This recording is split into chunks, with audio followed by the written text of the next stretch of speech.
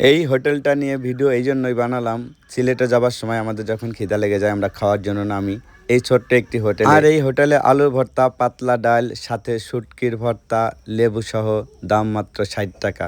তো কাকা বলছে যে আমাদের দোকান ভোর 5টা থেকে রাত্র 2টা পর্যন্ত খোলা থাকে।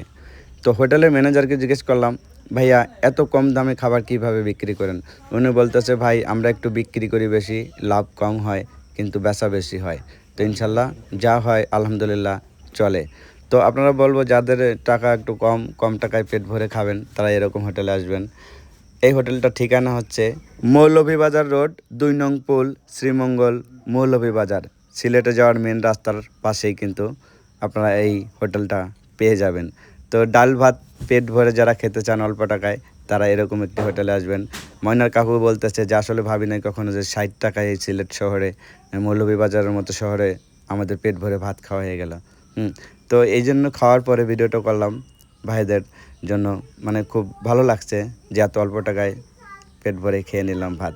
1 প্লেট ভাত দেয় 20 টাকা, দাম নাই। 1 প্লেট ভাত খেলেই কিন্তু আর ভাত নেওয়া লাগে না, আমাদের নেওয়া লাগে নাই, পেট ভরে যায়।